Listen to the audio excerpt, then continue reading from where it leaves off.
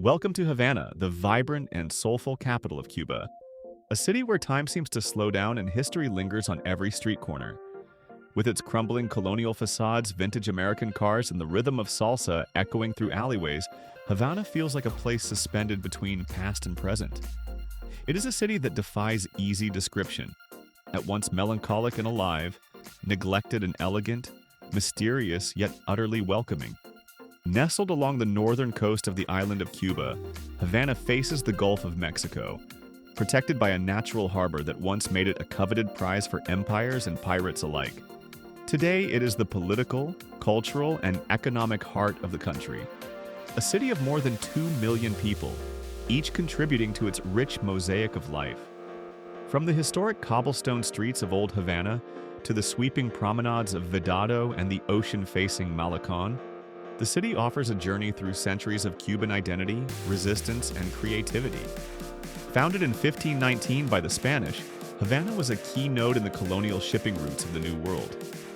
Its harbor became one of the most fortified in the Americas, as Spain sought to protect its treasures from English and French raiders. Walking through Havana's old quarter, Havana Vieja, one can still sense the weight of that colonial legacy.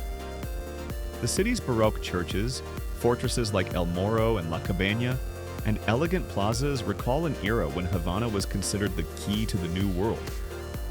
Over time, the city grew, modernized, and suffered, enduring slavery, wars of independence, political revolutions, and economic isolation. Yet it is precisely this complex past that gives Havana its texture and spirit. Every cracked tile and bullet-marked wall seems to whisper stories of rebellion, resilience, and hope. Today, Havana is not just a relic of the past, it is a living, breathing metropolis that continues to reinvent itself against the odds. The lifting of some travel restrictions and increased interest in Cuban culture has brought new energy to the city, especially in the creative and tourism sectors. Economically, Havana faces both promise and challenge.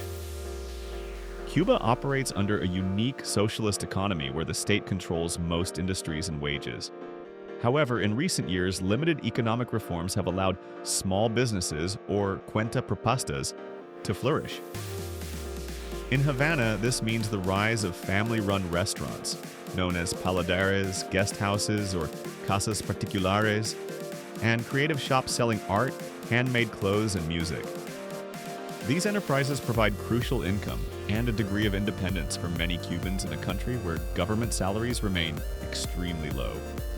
Tourism plays a major role in Havana's economy, with the city attracting over 1 million international visitors in recent years, particularly from Canada, Europe, and Latin America. They come to experience the city's timeless charm, warm hospitality, and captivating culture. The dual currency system, but with one currency for locals and another for tourists, has created an economic divide that is deeply felt across the city. Still, Havana's people are resourceful, adapting to daily hardships with ingenuity and humor. For residents and newcomers alike, housing in Havana ranges from the decayed to the majestic. In Havana Vieja, many buildings are in desperate need of repair, yet their architectural beauty remains undeniable. In Vedado and Miramar, you'll find stately mansions and mid-century apartment blocks, once the homes of Cuba's elite. While some neighborhoods have benefited from restoration efforts, especially those tied to tourism, many still struggle with blackouts, water shortages, and a lack of building materials. Despite this, Havana's streets are alive with community spirit. Neighbors know each other, doors are left open, and daily life spills out into the sidewalks and balconies. In terms of safety, Havana is widely considered one of the safest cities in Latin America. Violent crime is rare, and visitors often comment on the sense of security even late at night. This doesn't mean the city is without challenges.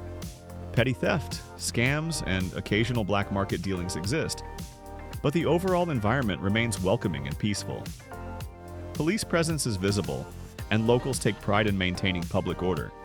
Education in Havana, like much of Cuba, is a point of national pride.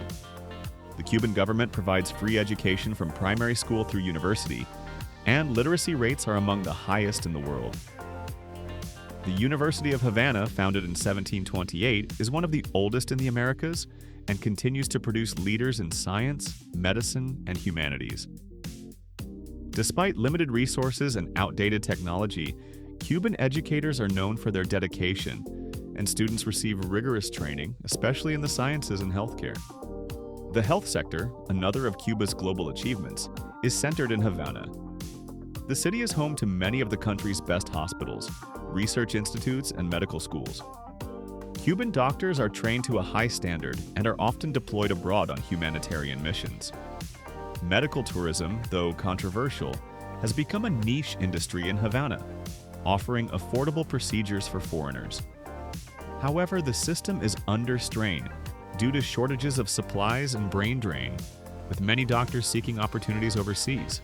When it comes to employment, the Cuban state remains the largest employer in Havana, covering everything from education to transportation to healthcare. In recent years, however, private enterprise has become more visible. From the driver of a restored 1950s Chevrolet offering tours to the barista serving Cuban espresso in a hip cafe. Remittances from Cubans abroad also play a significant role in supporting households. The labor market is competitive and underemployment is common. But the rise of the informal economy provides many residents with creative ways to earn a living. But Havana is more than numbers and institutions.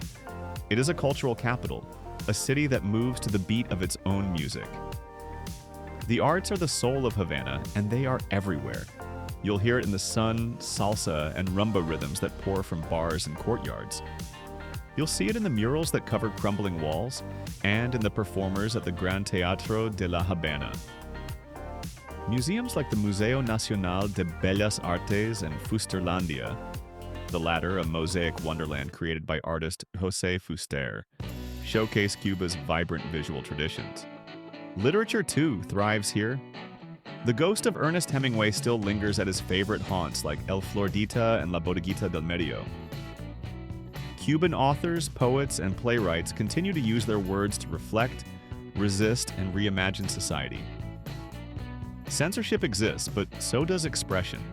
In books, in theater, in hip-hop lyrics shared by young artists in Alamar and Marianao, Havana's food scene is undergoing a quiet revolution. For decades, Cuban cuisine was synonymous with rationing and scarcity. But today, thanks to growing culinary entrepreneurship, the city is full of flavor and innovation. You'll find classic dishes like ropa vieja, shredded beef stewed with tomatoes and peppers, and arroz con pollo, along with international fusion and vegetarian offerings. The city's paladars, often located in charming homes with eclectic decor, are redefining Cuban hospitality. Be sure to try a mojito or daiquiri made with Havana Club rum and fresh mint. They taste even better under the warm Caribbean sun. The cost of living in Havana is a tale of two cities. For locals, life is marked by scarcity, ration books, and long lines for essentials. Basic goods are often expensive or unavailable. For visitors with foreign currency, however, Havana can be surprisingly affordable, from meals to accommodation and entertainment. This disparity has created social tensions and a dual economy reality, but also opportunities for Cubans working in the tourism or private sector to earn more than the average state salary. Transportation in Havana reflects both nostalgia and necessity. The city's iconic American cars from the 1950s still roam the streets, beautifully restored and often repurposed as taxis. They coexist with Soviet-era Ladas, horse-drawn carts, and modern Chinese buses. Public transportation is inexpensive but crowded and unreliable. Private taxis and bike taxis offer more convenience, and walking remains one of the best ways to explore the city. Efforts are underway to improve infrastructure, though challenges remain due to a lack of investment and international sanctions. Culturally, Havana is a melting pot. It's a place where African, Spanish, Caribbean, and indigenous influences have fused over centuries. The city comes alive during festivals, from Havana's International Jazz Festival to the Havana Biennial Art Celebration and the vibrant Carnival of July. Religious traditions, including Afro-Cuban Santeria, are part of everyday life. You may see locals dressed in white, performing rituals at the water's edge, or hear the drums of a spiritual ceremony echoing from a side street. At night, the Malecón becomes the soul of the city. Locals gather along this seaside promenade to fish, talk, dance, and dream. It's where couples meet, musicians play, and strangers become friends. Havana's nightlife ranges from smoky jazz clubs and cabaret shows to rooftop bars and quiet gatherings. It is social, poetic, and always pulsating with life. In the end, Havana is more than a destination. It's a state of mind. It teaches patience, beauty in imperfection, and the joy of connection.